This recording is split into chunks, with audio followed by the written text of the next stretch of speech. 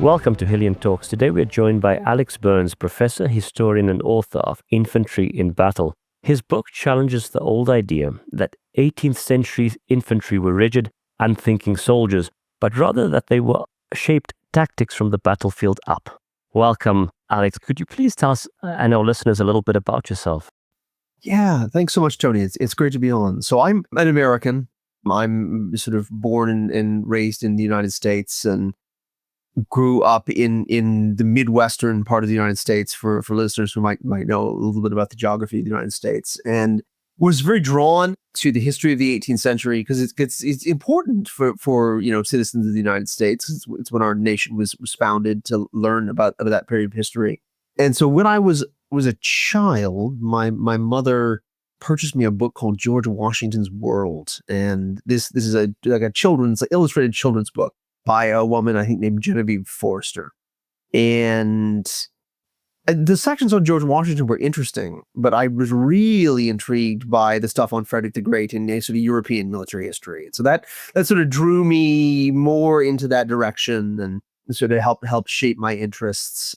I stayed in Indiana for much of my early life. Went to university there as an undergraduate, did my first postgraduate degree at a small regional university called Ball State University, where I sort of majored in American and Russian history. And then I finally took my PhD at West Virginia University in 2021, writing about both British and Prussian military history there. With that in mind, that's very cool. What then drew you to challenge that stereotype of the 18th century soldier or infantry being mindless soldiers? And also a double-barreled question, sorry for that, but why has that myth lasted so long? No, that's a really good question. And I think for me, the interest came early. I mean, obviously I just outlined sort of, why I was interested in the history of Frederick the Great, George Washington, and things like that. But this desire to understand the world of 18th century infantry combat a little bit better came about fairly late when I was an undergraduate. I read a book by a phenomenal British military historian who's still active. He teaches down at a private school down in Cornwall, I believe, but Matthew H. Spring, and his book With Zeal and Bayonets Only. And that really reshaped my understanding of how the British Army fought the American War of Independence. And they fought it in ways that were very fast-moving and aggressive and flexible. And Dr. Spring's contention was, of course, that the British Army was very unique in this way. I think in some ways he was right in making that claim. But when comparing that with other writings from a guy who really kind of inspired me to pursue history professionally, and that's Professor Christopher Duffy, who's sadly passed now, those two things coming together made me really want to dig into 18th century infantry warfare a little bit more.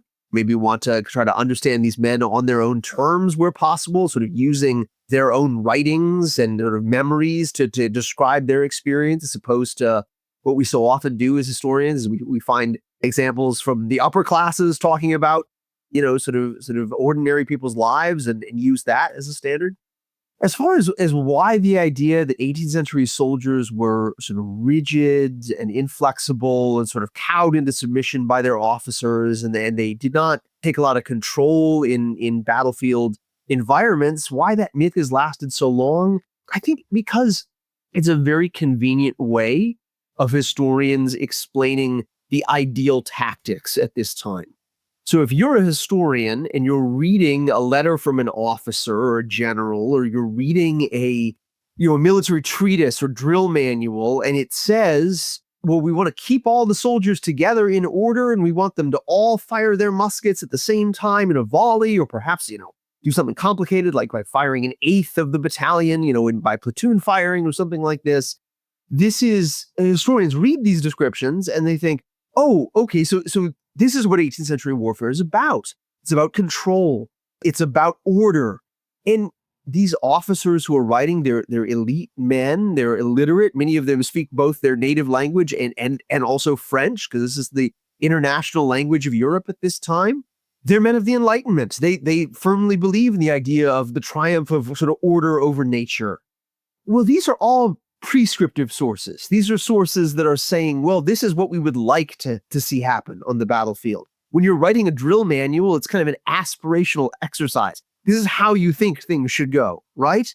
And so one of the reasons why this myth has lasted so long is because there's so much of that type of material available. And so if you're a historian, say you're a historian of the Second World War or the Napoleonic era, or even earlier periods, sort of looking briefly at the 18th century, if you're a historian who specializes in World War II and you're a very famous military historian, you're asked to write the big book or textbook of all of military history, you're kind of going to read the 18th century at a surface level. And that surface level is going to appear as though the story of 18th century infantry warfare is very shallow, it's controlled, it is a story of rigid order and the very important role of officers in controlling these kind of long linear formations that the men are deployed in. And so I would say to some extent, that is why the story is so long, because it's a very easy story to tell. And challenging this story takes a lot of legwork and finding sources that we've not seen before. And so it's endured for a very long time. As humans, we do like a black and white story to be able to understand things in stereotype, right? It's a thing. And what I like about the book, or one of the things, is you speak about this a negotiation between officers and men. And I find that in the real world also, it happens like that, that it's not just the top down. And I was wondering from that time period, could you perhaps walk us through an example? Absolutely. So yeah, first, let's talk a little bit about the dynamics of sort of infantry combat. Frequently, these men, you march onto the battlefield, you're arrayed in a formation 3 deep, 2 deep, probably 100 men or more wide. And so it's a very long line of battle. And you're led forward, and the enemy, who's arrayed in a similar linear formation, if you're opposing enemy infantry anyway, it's probably artillery as well, they're firing at you. You're starting to take losses as you cross into sort of 300 yards or below. And so in order to keep the battle moving, in order to want to win the battle, the officers want you to advance very close to the enemy position and fire perhaps one volley all together, or attack with bayonets. And from a psychological perspective, this is a very demanding task for 18th century infantry soldiers. They're crossing, not completely, it's not like they're on a golf course or something like this, but they're crossing relatively open terrain. I mean, they're probably walking through high fields of grains and cereals, things like this. They're crossing over stone walls, but they're relatively open as they advance, and so they're being fired upon. And the psychological urge to stop the advance and return fire is very strong. And so officers frequently have to sort of try and remind the men, no, you don't stop to fire. We want to continue the advance. We want to keep going. And so this is one key area where that negotiation of authority is prominent. And I think that there are a lot of good examples of this. I'll give you one where maybe a couple where it goes poorly, some where it goes well. One great example is from the Battle of Guastalla in northern Italy in 1734. And here, an Austrian infantry battalion or grenadier battalion is advancing against sort of French and Sardinian opposition, the infantry kind of firing at them. And the men get to about 150 yards of the enemy position. So again, if you're an American, think of a football field. If you're a European, think of a European football pitch. That and then maybe another half. That's how far we're talking about. So again, if you've gone to reenactments, often the guys fire when they're very close together. It's a little further than that.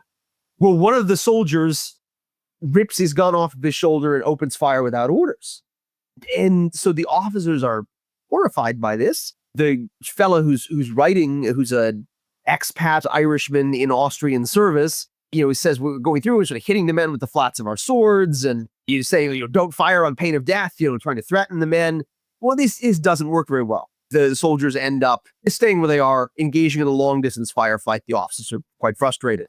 Likewise, in the Prussian army, very highly regarded army in the 18th century, the Battle of Polzig or K, there's a small group of Prussian soldiers platoon who they're being fired at by Russian artillery. And they're behind a stand of trees. So they're taking cover, which is something that soldiers absolutely did on these battlefields when they were being shot at. And so they're behind a stand of trees. They're being fired at by enemy grape shot. And the officer, Johann Jakob Lemke, he wants his men to go out, bayonet charge and take the enemy cannons.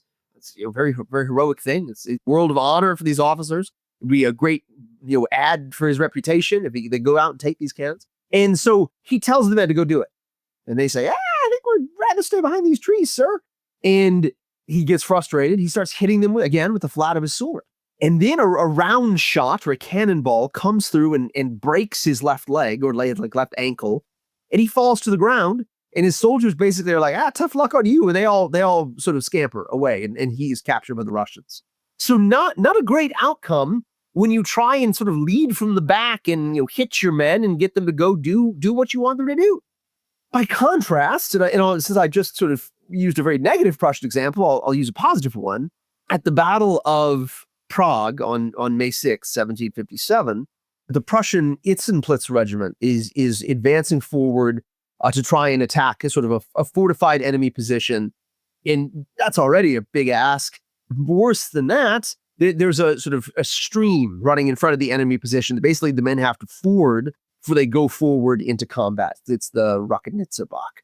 So these men come to basically the edge of the stream and they think, well, we got to go attack a fortified position. We also have to wade across this stream. Like, hey, is this a good idea? What were the generals thinking? And the king's brother, Prince Henry of Prussia, who's sort of there acting locally as a brigade commander, he rides up, he jumps off his horse, he rushes to the front of the line, and he basically says, okay, lads, this is going to be all right. You'll come with me. We'll do Burschen. He's talking to the men as his children, basically. Holget mir, follow me. And so he jumps in the stream. There are a few different accounts of this because it was a pretty famous moment in 18th century Prussian military history. My favorite account says basically, in the men's minds, the sacrifice of the prince was increased because of his diminutive stature. He's a little short guy. So he jumps in the river and basically goes underwater. So the men haul him out, but then the whole unit, inspired by the example, crosses the river and they take the enemy position. It's a success. I mean, there are many other examples. I think I detail about 10 in the course of the book, but this type of interaction is very common throughout 18th century infantry warfare. It's really, in some ways, the currency that makes 18th century infantry warfare function. And one of the most highly regarded officers in the military world of the 18th century, military Europe, the hereditary Prince of Brunswick, writes, basically, if you want to be a good officer, lead from the front. If you want to be a good officer, always be with your men in the outposts, near the fighting, live with them and die alongside them. This is his sort of exhortation to 18th century officers. If you want to be a good officer, you've got to lead from the front. And this to me, as I was reading these sources kind of in preparation for the book, doesn't sound like a world where the best officers can lead from the back and sort of, hit their men and tell them to go forward. I mean, Frederick the Great says officers should be feared more than the enemy, right? This provides, I think, a different type of example of 18th century warfare where there's both this attitude of fear and also maybe awe for officers, but also an attitude of sort of inspiration and respect and sort of leading from the front. I think it seems a little bit more familiar to us in a 21st century context when we think about military affairs. 100%. And that's a fascinating example or examples. And I'm wondering, thinking about those assumptions, was there anything that you came across in the archives or any kind of documentary evidence perhaps that made you rethink some of these broader assumptions, or maybe something that you'd like to call out in particular? Yeah, absolutely. I mean, I did archival research in a number of places across Europe and North America, particularly in Berlin and Potsdam, also, of course, in a number of locations throughout Britain. But I guess I would say, as I'm reading these sources, what I find, and really was sort of the genesis of the book in some ways, because it's not what I wrote my dissertation on. My dissertation was about sort of religion and local identity and army reform, relatively dry academic topic, which is not shocking. But as I was reading for my dissertation in, the Templar Center in the National Army Museum or, Kew or over in Germany, the instances I've just described really sort of popped out. And so reading manuscripts that are describing these battles, let's say in northern Italy or in German Central Europe, there's a particular example where a Fusilier regiment, also at the Battle of Prague, Prague's a very large battle, a lot of memories from Prague. In 1757, a Prussian Fusilier battalion is describing the advance to the attack at Prague, and they say, "Wow, we realized that most of the line was pretty open terrain, advancing through fields, things like this. But what was smack dab in front of us was the village with some fish ponds." And so we had to basically run around the village in order to sort of blink up and sort of make sure there wasn't a big gap in the line.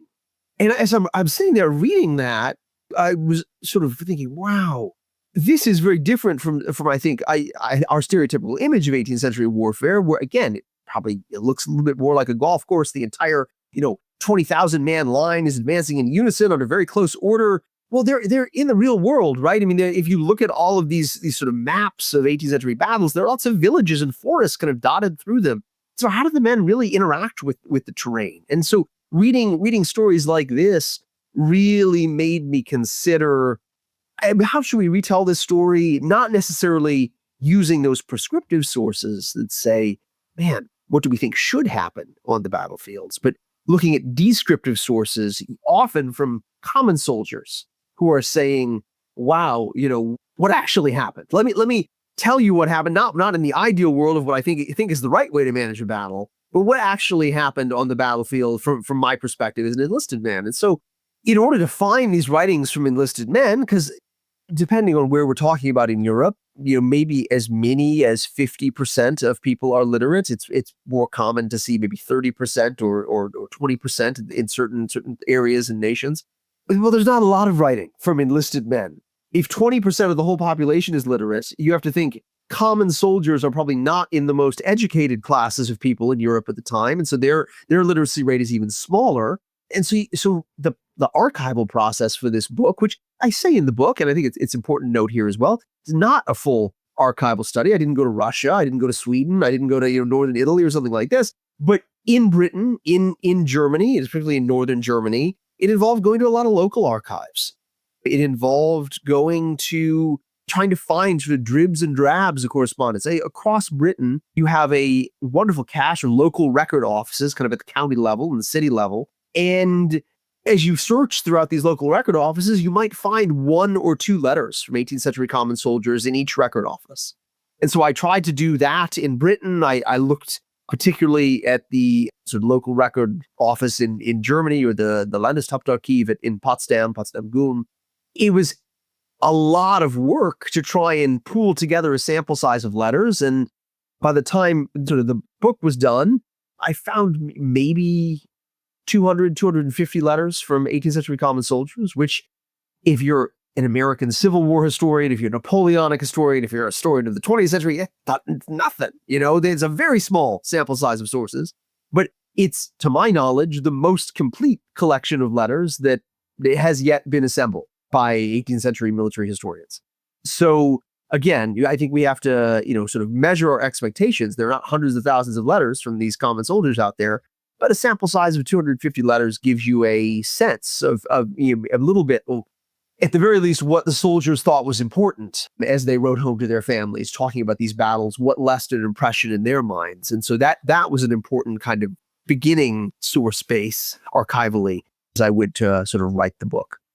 I totally get that, and it makes sense, right? So, each historical period in context, I mean, just imagine what the classicists are saying when they hear this, right? They're like, oh my God, I got Herodotus, that's it. So, totally get that. And I'm wondering, just building off that and looking at some of the campaigns, you've mentioned some parts of Europe, and I'm wondering if we could do a bit of jumping now. And could you give us maybe a line on some of the campaigns in northern Italy? And again, this might be a little bit unfair, but then also to jump forward geographically and also in terms of time to North America, and give us maybe a line on that one too, just so listeners can get a flavor of some of the campaigns.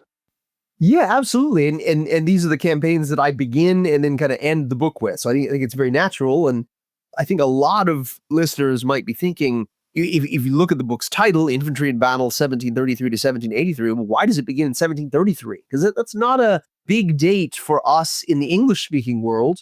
We think of the War of Austrian Succession or King George's War or the 7 Years' War as being important dates in the mid-18th century. But in northern Italy in the 1730s, there was actually some very large battles, contemporarily speaking, in the War of Polish Succession. And Polish succession doesn't loom large in Anglophone military history because the English set that one out. The British government says, we really don't have a dog in this fight. We'd rather not be involved. And so as a result, we often forget about these battles that really sort of starts the period of mid-18th century warfare in the 1730s. In the War of Polish Succession, kind of a classic story, was going on since the 1400s, the French and the Habsburgs are squaring off for control of northern Italy. There's also fighting in Poland. The sort of Russians are sort of fighting against the French and sort of other forces in the area around Danzig. But in northern Italy, I start the book there because I do believe there are developments in these battles in northern Italy that kind of you can draw through the whole period. And so I start the book by examining two conflicts at Parma and Guastalla, also a very small surprise at Cristolo. But the two large battles of Parma and Guastalla in 1734 really begin mid-18th century warfare. These are battles where there are 40 or 50,000 men on each side. I mean, comparable to maybe the Battle of Stones River from the American Civil War, 100 years later or 130 years later. These are fights that occur in, like all battles, real battles do, not hypothetical battles or war games, but occur in the real world. And so the terrain of northern Italy, the agricultural terrain of northern Italy is very dense. And so you have sort of authors and soldiers who were there at these battles describing the terrain and saying, wow, there's a lot of hedges. There are trees, there are sort of forests that are planted very, very thickly or orchards that are planted very thickly. It's impossible to see more than 100 yards. And so these soldiers are using local terrain. They're occupying stone sort of villages called casina, or stone sort of work areas called casina. They are using roads and dams and hedges in order to sort of take cover from enemy fire. They're firing independently. They're not sort of all volleying at once. They're sort of standing up, firing, and sort of maybe laying back down or kneeling back down in order to load. It's a form of infantry warfare that doesn't seem very normal if you think about the stereotypical view of 18th century infantry combat, where the guys are all standing in line, sort of firing volleys back and forth from one another. And the reason why I was sort of drawn to this is, I'm an American historian. I look at sources also sort of fighting in America. And a very famous moment in sort of North American military history is the siege of Fort William Henry, where the Marquis de Montcalm comes down out of Canada, the French and Indian War, and attacks this British fortress. He then goes back up to Ticonderoga in the following year and is attacked by a much larger British army. This is the Battle of Ticonderoga or Carillon. And in describing the outcome of that battle with French win, the Marquis de Montcalm is sort of, crooning maybe a little bit about why he's won. He writes, the firefight on both sides was like that at the Battle of Parma. And so reading that as sort of a North American historian, I thought to myself, wow, maybe in order to really understand what's going on here in America, I have to understand the fighting in Northern Italy. And so obviously, then I go back to those sources and sort of discover what I've just outlined for you. I think you can see those same themes. That is to say, the men taking cover, the men firing without orders, sometimes to the chagrin and complaints of their officers, the men moving swiftly on the battlefield when it was required. Those themes you can find all throughout 18th century infantry warfare. War of Austrian Succession, 7 Years' War, all the way into the American War of Independence. And so I close out the book then with a description of two battles in North America, where, broadly speaking, I think the quality of the fighting is similar to what happened in Parma and Guastalla in the 1730s, where the Americans are attacking at the battles of Germantown and Utah Springs, and the British kind of are defending themselves in the same way that, say, the French were at the battle at Parma, where they're going into sort of stone buildings and firing outside of these stone buildings, sort of taking cover back and forth. They're taking a very good aim. The Americans are very chagrined because the British are picking off their officers at about 100 yards distance. So the British soldiers are absolutely sort of taking a careful aim, aiming at the enemy officers, picking them off. Something, as American, we often sort of like to pump ourselves up and talk about how we did that to the British Army in the Revolutionary War. Well, here at the Battle of Utah Springs, they're doing it right back to us, right? So, I mean, this style of combat, the style of infantry warfare, I think you can see themes that go all the way from this fighting in northern Italy out through to the end of the American War of Independence. I do think that was kind of an epoch, maybe we might say, of infantry combat in the middle and sort of later part of the 18th century. Fascinating stuff. Alex, as we come to the end, is there anything else that you're working on? What do our listeners and readers have to look forward to in the future coming from your side? Yeah, absolutely. So there are a few projects that I'm working on at the moment. I wrapped up this most recent book and it came out, and my wife's first comment was, "That's good, but when's the next one coming out?" So I gotta keep going here. I'm working on a book 2/3 of the way done, maybe, about George Washington's army and the Revolutionary War. So that's my next project. In some ways, that book is an answer to one of the books that inspired me to get into this field professionally, and of course, Matt Springs with Zeal and Bayonets Only. Looking to other sort of future projects, I'm writing. Hopefully, it'll be out in the next few years. A chapter on the Duke of Cumberland, and sort of his military experiences. Writing a chapter on the role of New York City and the British defense of New York City in the American Revolutionary War. Those are the near-term projects. I'm also very interested in sort of continuing this series. When this one came out, people said, "Well, what about cavalry in battle, or maybe artillery in battle? I mean, why did you write sort of sequels to this one?" I think that those will probably happen. That might be a little bit longer wait, but in the next 10 years or so, we'll see what we can't put together. Lots to look forward to there, Alex, and from us, a big thank you. And to all our listeners, thank you so much for tuning in. Thanks for having me on, Tony.